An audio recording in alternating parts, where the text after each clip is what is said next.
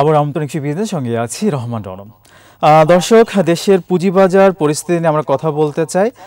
আমাদের সাথে রয়েছেন ডিএসসি ব্রোকার্স অ্যাসোসিয়েশন অব বাংলাদেশের সাবেক সিনিয়র ভাইস প্রেসিডেন্ট এবং শ্যামল ইকুইটি ম্যানেজমেন্ট লিমিটেডের ব্যবস্থাপনা পরিচালক মোহাম্মদ সাজিদুল ইসলাম। মোহাম্মদ সাজিদুল ইসলাম, আপনাকে স্বাগত একুশে বিজনেসে। রনন ভাই, আপনাকে অশেষ ধন্যবাদ এবং একুশে টিভির সমস্ত দর্শকদেরকে অভিনন্দন এবং ধন্যবাদ। আমরা প্রায় গত ৭০ কার্যদিবসে আমরা দেখলাম যে ডিএসসির প্রধান ইন্ডেক্সটি হারিয়েছে ১২০০ পয়েন্টের আশেপাশে, শতাংশের দিক থেকে প্রায় 18%, যেটা একটা অ্যাবনর্মাল ফল। আসলে মানে একটা ভয়াবহ দরপতনে বলা যায়। মানে এমন জায়গা থেকে সূচকটা পড়ছে, মানে সূচকের কিন্তু ওইভাবে গেইন আমরা সাম্প্রতিক সময় দেখি নাই, ওই ব্রেক ইভেন থেকে আরও পড়েছে। তো যে এই বিষয়গুলোকে কিভাবে দেখছেন? অনেকেই বাজেটকে সামনে রাখছে, অনেকে গেইন ট্যাক্সের কারণে মার্কেট পড়ছে বলছে, অনেকে অনেক কারণ দেখাচ্ছে আসলে, কিন্তু আসলে এইসব কারণে মার্কেট পড়াটা কতটা যৌক্তিক, সার্বিকভাবে বিশ্লেষণটা জানতে চাই আপনার কাছ থেকে। রনন ভাই, আপনাকে ধন্যবাদ। আপনি যে প্রশ্নটি করেছেন আসলে শুধু ৭০ কার্যদিবস না, আমাদের বর্তমান বাজার গত মে মাসে, আজকে জুন মাসের প্রথম দিন, মে মাস পর্যন্ত এটি গত ৩ বছরের মধ্যে সর্বনিম্ন বাজার ছিল। এটা আমরা সবাই জানি যে গত ৩ বছর আগে ২০২১-২২ সালের যে অবস্থা ছিল, আমরা সেই অবস্থায় ফিরে গেছি, যেখানে সারা পৃথিবী এগিয়েছে। আমাদের পার্শ্ববর্তী দেশগুলো উদাহরণ যদি টানি, আমরা বলছিলাম যে পার্শ্ববর্তী দেশগুলো তারা রেকর্ড করছে সূচকের ঊর্ধ্বমুখিতা দিয়ে, ইন্ডিয়া, পাকিস্তান, আর আমরা রেকর্ড করছে তার নিচের দিকে। তো আসলে আমরা যে কি করছি, কেন এই বাজারের এই অবস্থা, আমরা নিজেরাও অনেক ক্ষেত্রে মানে হতভম্ব আর কি। এখন আমাদের অনেক সময় নিজের কাছেই তো নিজে সান্ত্বনা পাই না যে কি কারণ বা আছে সত্যিকার কেন বাজারের এই অবস্থা। তবে বাজারের যে অবস্থা, এই অবস্থার আমরা আগে তো বুঝি নাই। এখন আমরা কিছুটা বিচার বিবেচনা করলে আমরা আসলে অনেকগুলো কারণ কিন্তু পাই যে বাজারটা যে বিহেভটা যে করছে, এই বাজারটা হয়তোবা আমার কাছে প্রত্যাশিত না, কিন্তু যারা বুঝতে পেরেছে তাদের কাছে প্রত্যাশিত ছিল, তারা কিন্তু বাজার থেকে বেরিয়ে গেছে। যেমন আমি যদি উদাহরণ দেই, গত ২ বছর টানা, গত ২ বছর আমাদের বিদেশি পোর্টফোলিও বিনিয়োগ প্রতি বছর নেগেটিভ, মানে এক বছর থেকে আরেক বছর রেকর্ড প্রায় ১৯-২০% বেশি তারা বিক্রি করছে। তো এখন এই যে বিদেশি পোর্টফোলিও বিনিয়োগ যদি কমতে থাকে, মানে বিনিয়োগ প্রত্যাহার হয়, এইটা যারা ম্যানেজ করেন তারা কিন্তু সব বড় বিনিয়োগকারী বা প্রাতিষ্ঠানিক বড় বিনিয়োগকারী, তারাও কিন্তু ফলো করে বিদেশি বিনিয়োগকারীদেরকে, আবার আমরা ফলো করি প্রাতিষ্ঠানিক বিনিয়োগকারীদেরকে, আবার আমাদেরকে ফলো করেন সাধারণ বিনিয়োগকারী। আমরা কিন্তু প্রত্যেকে ফলোয়ার যে কে কি করছে, বড়রা কি করছে, বড়রা কি করছে। তো এখন এই বিদেশি বিনিয়োগ যেহেতু প্রত্যাহার হচ্ছে, এখন বিদেশি বিনিয়োগ কেন প্রত্যাহার হচ্ছে সেই কোশ্চেনটা আমি পরে বলছি।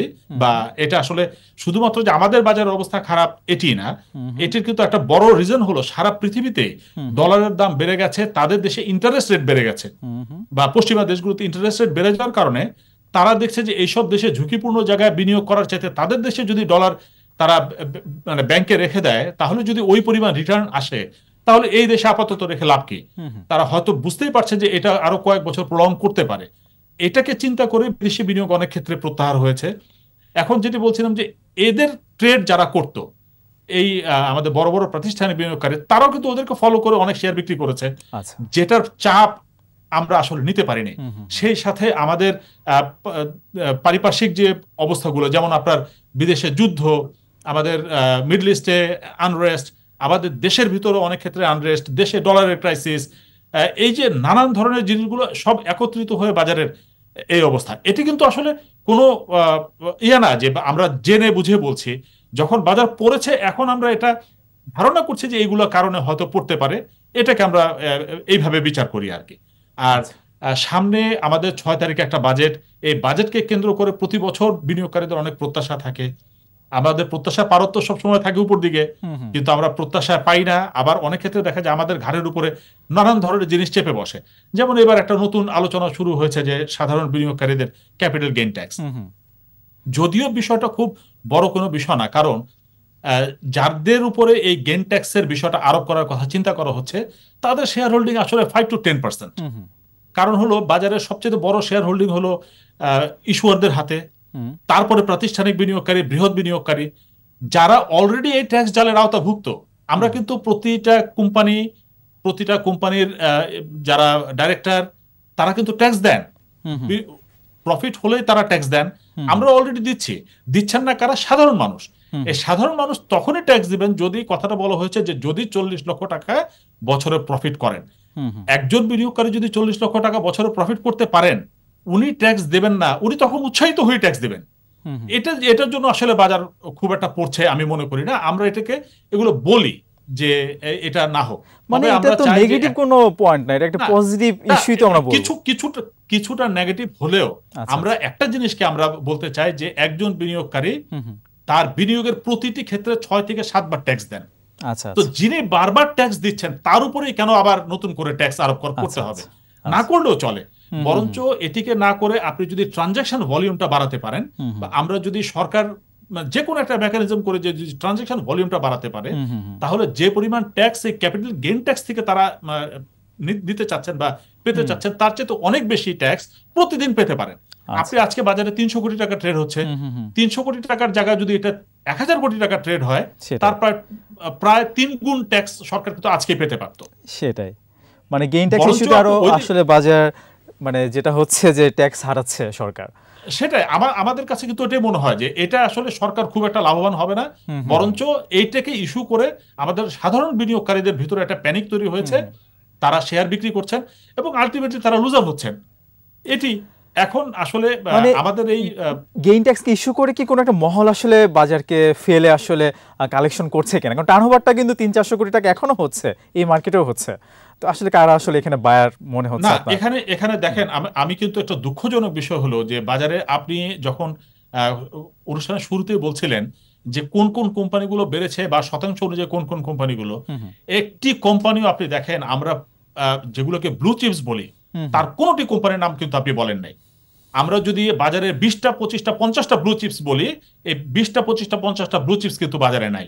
আপনি আজকের যে বাজার, এর অর্থই হলো এই বাজারে আমাদের যেগুলো বাজে কোম্পানি বলি আমরা, বা সরাসরি বাজে বলবো না, মানে যেগুলোকে ব্লু চিপস বলি না, এই কোম্পানিগুলো দৌরাত্ম্য যদি বেড়ে যায় তাহলে তো আসলে মানে বাজারের গভীরতাটা বোঝাই যায় যে বাজারের গভীরতা তো অনেক আসলে কমে গেছে। বাজার তখন ভালো বলবো যখন এই কোম্পানিগুলো, যেগুলো ব্লু চিপস কোম্পানিগুলো, মানুষ প্রফিট করবে, মানুষ যখন এগুলোতে বিনিয়োগ করবে।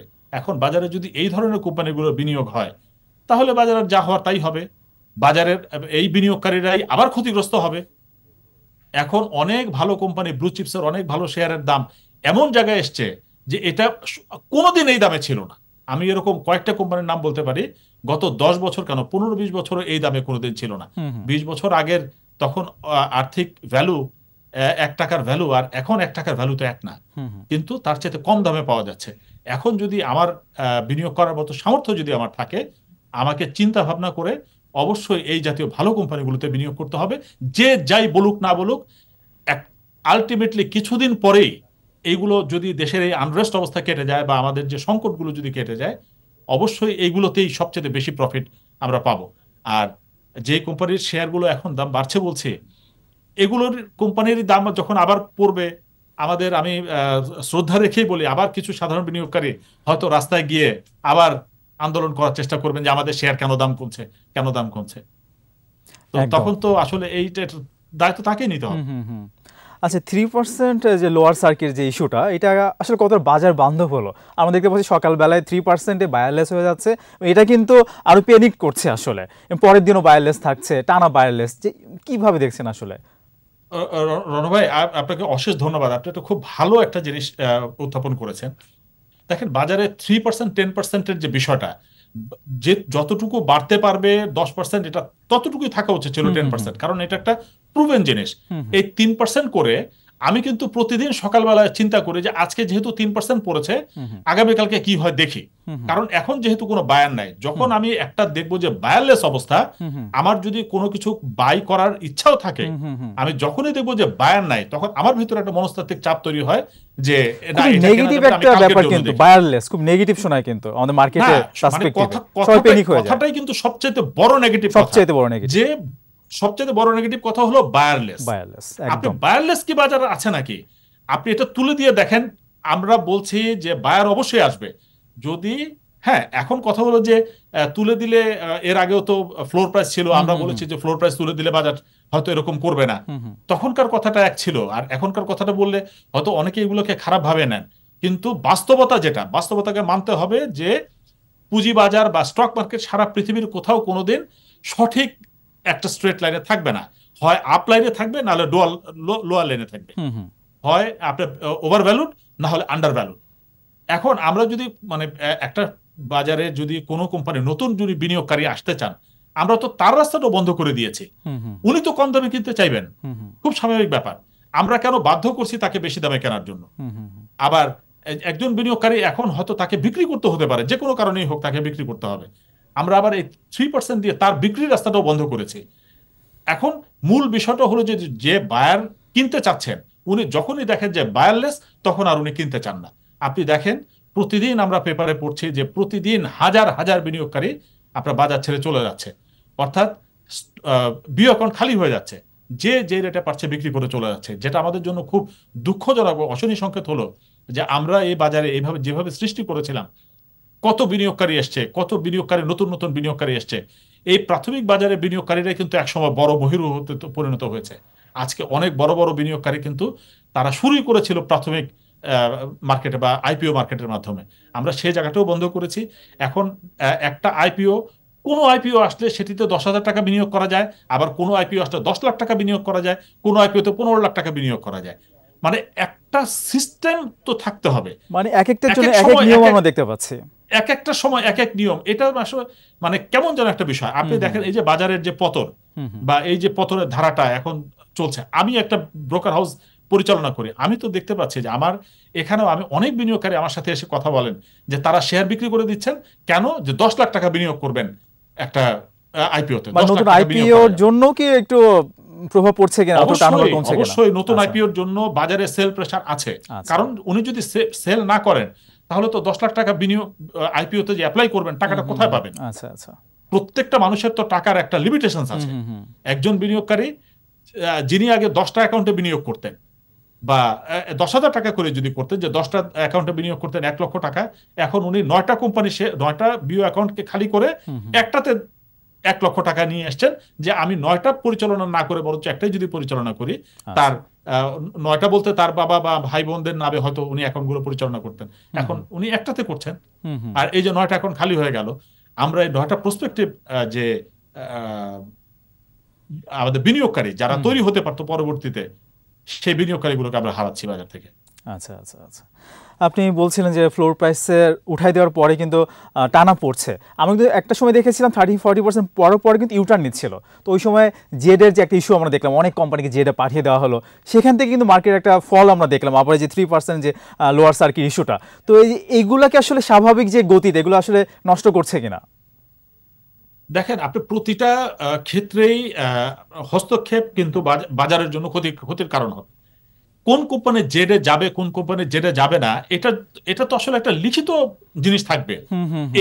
এই কাজ করলে জেডে যাবে বা সে এই কাজ করলে জেড থেকে বেরিয়ে এ বা বিতে যাবে, এগুলো তো লিখিত থাকবে। এটা নিয়ে তো প্রতিদিন হওয়ার কথা না, মানে ডিবেট হওয়ার কথা না, বা এটি নিয়ে কোনো সন্দেহ হওয়ার কথা না।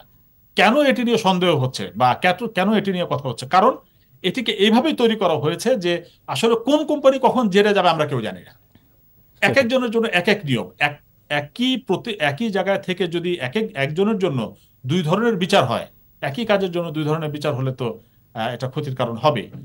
আর যেই কোম্পানিগুলো জেডে যাওয়ার কথা ছিল, এই কোম্পানিগুলো তো শুধু সময়ের অপেক্ষা, জেডে তো যাবেই। আপনি আজকে দিচ্ছেন না, কিন্তু কোম্পানি কি ভালো পারফর্ম করছে? ভালো পারফর্ম করলে তো তার জেডে যাওয়ার কথা না। জেডে যাবে হলো শুধুমাত্র সময়ের অপেক্ষা, আজ না হোক কাল যাবে। তো এগুলো নিয়ে আসলে খুব দুশ্চিন্তার কিছু নাই। আমি মনে করি যে এগুলো আপাতত কেটে গেছে। এইগুলোর কারণে বাজার এখন আর প্রভাবিত হচ্ছে না। বাজার এখন প্রভাবিত কেন হচ্ছে, মানে যে ফ্লোটা ছিল সেটা আসলে নষ্ট হয়েছে কিনা আমি সেটা জানতে চাচ্ছিলাম। তো বাজারের অবশ্যই বাজারের ইন্টারাপশন তো ফ্লোকে নষ্ট করে, মানে বারবার ইন্টারাপ্ট ফ্লোকে নষ্ট করবে। আমরা অবশ্যই এটা চাইবো না। আজকে আসলে এখানে শেষ করতে হচ্ছে। আমরা প্রত্যাশা করব অন্তত আমাদের পার্শ্ববর্তী দেশ ভারত, পাকিস্তান, শ্রীলঙ্কাতেও কিন্তু আমরা দেখতে পাচ্ছি সূচকের উত্থানে রেকর্ড হচ্ছে, সেখানে আমরা নিম্নগামী নিচের দিকে আমরা রেকর্ড করছি। তো এটা খুব দুঃখজনক। তো এখানে শেষ করতে হচ্ছে আমাদেরকে। আপনাকে অনেক ধন্যবাদ আমাদেরকে সময় দেওয়ার জন্য। রণ ভাই, আপনাকে অশেষ ধন্যবাদ। একুশে বিজনেসের সমস্ত দর্শকদেরকে ধন্যবাদ।